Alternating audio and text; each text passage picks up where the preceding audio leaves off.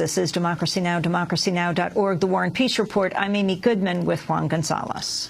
Well, as the debate continues in Congress and worldwide over what action to be taken in Syria, we turn now to a debate between two members of the Syrian opposition on whether the U.S. Congress should authorize military strikes. On Wednesday, House Republican Congressman Mike McCall of Texas questioned Secretary of State Kerry about the nature of the opposition in Syria. I think what gives the Congress great pause, the American people great pause, is there's no good outcome here.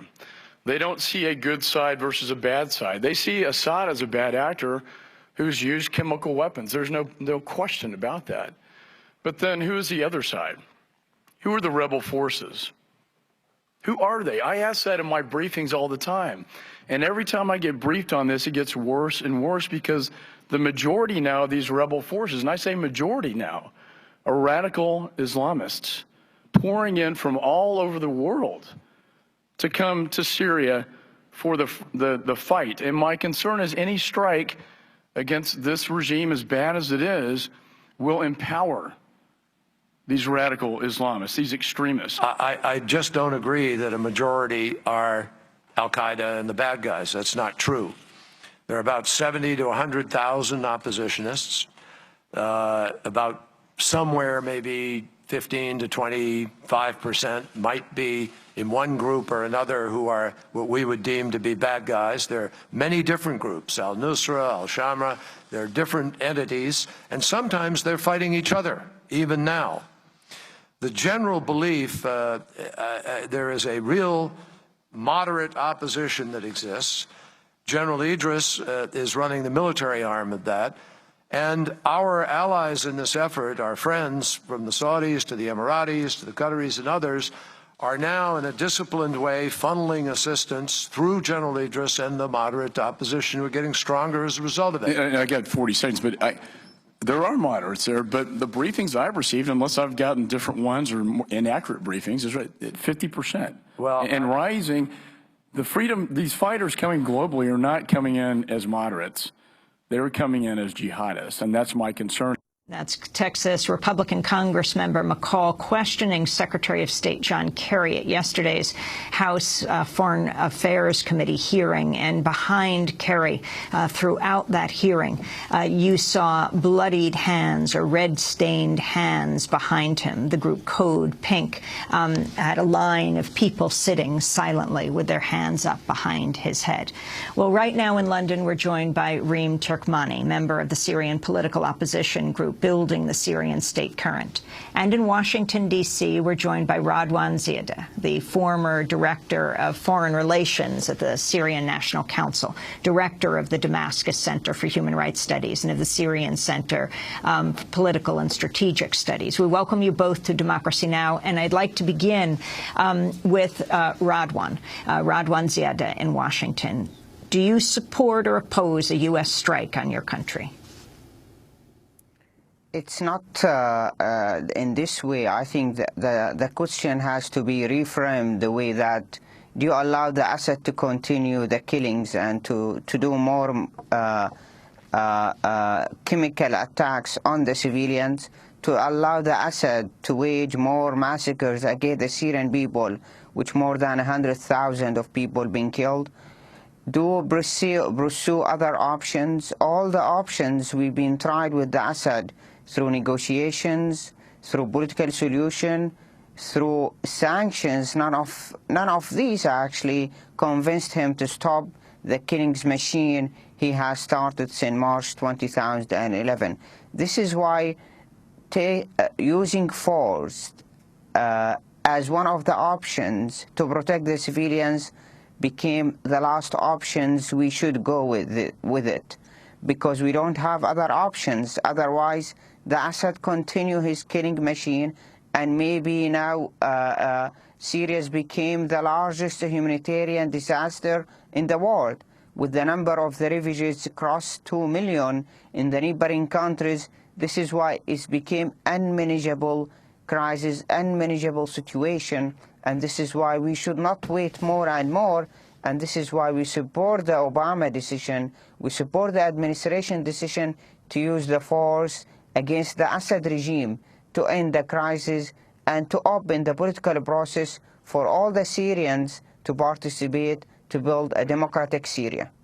Reem Turkmani, a member of the Syrian political opposition group Building the Syrian State Current, what is your perspective on President Obama's proposal?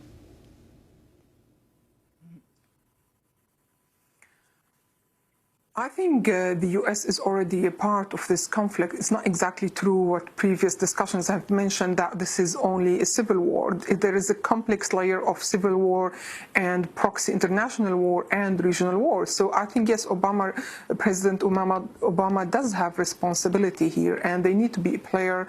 And I think they have to help us to end this regime and to prevent the use of chemical weapon by any party. However, I think this is a historic opportunity in front of President Obama and the U.S. To demonstrate its political and diplomatic power.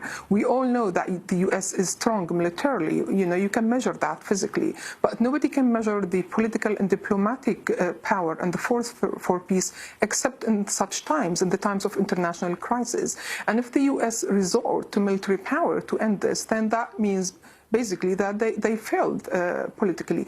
I would like President Obama to live up to the speech he delivered in Cairo shortly after he won his first elections, when he promised new relations with the Arab world and the Muslim world. And I would like to see such new relations, but I don't see them coming through bombs. I want them to come through peace and diplomacy, and that is not going to happen in Syria by complicating the already ongoing war with a new player, with a new strategy that has a different aim to the rest of the parties, and is not even aiming to end this regime. And in my view, this is not all about Syrians at all. I mean, there is, as I said, there is a proxy war here. It's very much about Russia and Iran and China, which hardly been mentioned in the discussions I heard earlier in your program. So, yeah, I would like to see America demonstrating its diplomatic and political power internationally and protecting its red line in different ways. And Radwan Zia, what about these questions that were raised by members of Congress about the composition of the opposition, of the influence of jihadists, not only within Syria, but flocking from around the world to Syria, on the opposition movement? I mean, there is a lot of exaggeration in the media about the presence of the jihadists, of the Islamists. What's happened in Syria being described wrongly as a civil war. Because let's have one example of the civil war in Peru as example, which between the security forces and Shining Path from 1980 to 2000. That's left at least for 20 years, 60,000 being killed. We have in Syria, less than 2 years, we have more than 100,000. Why the number of casualties in Syria it's higher than any other normal civil war in other countries? Because the use of the air force from the Assad regime, the use of the chemical attacks, and the use, of course, of the missiles, long-range missiles, rockets. And this is why it's the casualties or the civilians who's been killed in these attacks by the Assad regime, we can say 90 or 95% of the civilians, of the casualties. And this is why it's important to focus on this aspect rather than to focus on the issues, on the minor issues, the rising of jihadis, Islamists, and all of that. The people who are fighting against the Assad regime, 95% or 99% are Syrians, are Syrians who are, some of them even that's the doctors, engineers, who are taking arms to defend themselves, to defend their towns and cities against the Assad regime against the Assad militias. I want to turn back to David Shedd, who we played in a previous segment, the Deputy Director of the U.S. Defense Intelligence Agency, the DIA. It's like the Pentagon's CIA. He spoke in July at the Aspen Security Forum about the Syrian opposition. I count no less than 1,200 disparate groups in the opposition. And so, to a large extent, the conditions of Syria benefit those who have a tendency toward or are actually in the far extreme. Because what happens is they go for the space and organization and certainly what they view as their mission vis-a-vis the Bashar Assad regime and its proxy fighters with Hezbollah and so forth. They are the most effective end of that spectrum of those 1,200 groups. They are increasingly stronger within the opposition in their relative capabilities against the regime. That is not a statement on the flow and the ebb that pertains to how the regime is doing against the opposition. But within the opposition, I think to your question, I think the al-Nusra Front is gaining in strength and is a case of serious concern for us. That's David Shedd, the Deputy Director of the U.S. Defense Intelligence Agency. Reem Turkmani, can you respond? Sure. No, it's true that Al-Qaeda exists now in Syria, and they proudly announce themselves, and they're very active and they're very strong. And the regime actually avoids attacking them. So the regime would, for example, rocket civilian areas in Aleppo and leave the headquarters of Al-Qaeda, which are their coordinations are very well known. They will leave them safe. So the regime is obviously benefiting from their existence. However, I would like to point out that whether Al-Qaeda or non-Al-Qaeda, the opponents of the regime are not only the armed groups. I would like to remind everybody, in the first 6 months, nearly a million Syrians, if not more, demonstrated against the President Assad, and those, only a small part of them joined the armed uprising. So many of them went back home when the whole thing turned to a violent confrontation. By ending this war, we're going to shed light again on these nonviolent protesters, and they will become much stronger player than any other player, than all Al-Qaeda. And this is the only way you can combat these Al-Qaeda groups, by the social good power inside the society. You're not going to end them by dropping bombs on them by the U.S. It's pointless to ignore them, like Radwan Ziadi is trying to do. They exist. They're extremely dangerous, and they're going to oppose any authority, whichever regime comes after Assad regime. These groups are going to be opponent to it, and they're going to fight it. They're going to be a problem. They have a global agenda. But I would like to unleash the positive power of the Syrian society that we've seen when the opportunity opened up for it, to stand up for this Al-Qaeda mentality, which is very foreign to the very moderate and open-minded Syrian mentality that I know. And Radwan Ziad, I'd like to ask you about the role of the neighbors of Syria, Turkey, Iraq, Iran, Jordan, these countries. What has been their role in the continuing conflict in your country? Just before to mention here what's the difficulties in Syria, where actually the number of the casualties is much higher than other normal civil wars, because it's happened in the civilian areas, like in Aleppo, as example, which a city, one of the historical cities in the world, and the fight actually within its all cities and in the buildings and neighborhoods, and this is why the destruction is much higher than what we see in other conflicts areas. And this is why the neighboring countries, what's happened in Syria, the crisis in Syria, not only split the Security Council, also split the neighbors of Syria. Some countries who join and support the Assad regime, like Iraq, the Iraqi government, and Hezbollah militia in Lebanon, which sent fighters to fight along with the Assad side, and there is no much mention on that in the media. Those, they are fanatic, they are radical Shia group fighting with the Assad regime.